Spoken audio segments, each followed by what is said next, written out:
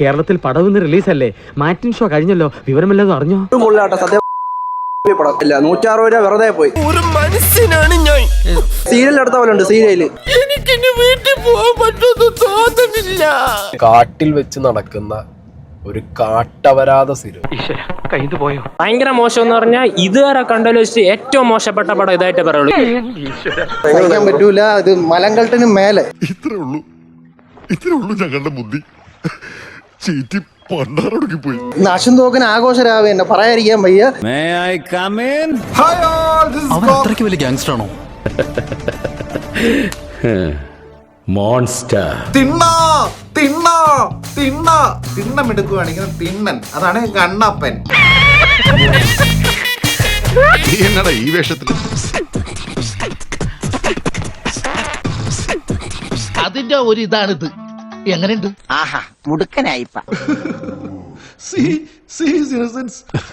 പറയാതിരിക്കാൻ വയ്യ.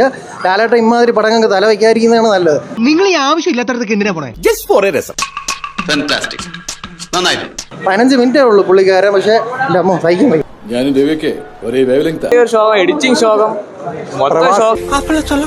എന്തൊക്കെയോ പറയും, എന്തിരോ എന്തോ മലങ്കൾട്ടായിട്ട് ഇങ്ങനെ കാണോ. അത് വേറെ വഴിയില്ല. അത്രയ്ക്ക് ബോറായിരുന്നു. അത്രയ്ക്ക് ബോറല്ല, പരമ ബോറായിരുന്നു. ഉപ്പും മൂഞ്ചി, മുളകും മൂഞ്ചി, അരയ്ക്കാൻ മൂഞ്ചി, തേങ്ങ മൂഞ്ചി, പടം കണ്ട ഞാനും മൂഞ്ചി. അല്ല, എന്തെങ്ങനെയൊക്കെ പറയണേ? പിന്നെ ഞാൻ എങ്ങനെയൊക്കെ പറയണം? ഒരു സീൻ ബാഹുബലി, അടുത്ത സീൻ കങ്കുവ. വികാരങ്ങളിലെ വിസ്ഫോടനങ്ങളോ വിജൃംഭണങ്ങളോ ഇല്ലാത്ത ഒത്തിരിക്കട്ട സ്ക്രിപ്റ്റ്. ലേട്ടനെ വെറുതെ നല്ല ഊക്ക് വാങ്ങിച്ചു കൊടുക്കാൻ വേണ്ടി കൊണ്ടുവന്നല്ലോണ്ട്. അതിനെപ്പറ്റി ഒന്നും ചോദിക്കണ്ട, എനിക്ക് ഭ്രാന്തായി പോവും.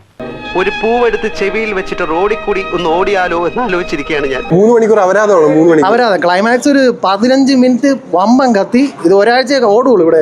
സമാധാനമായല്ലോ.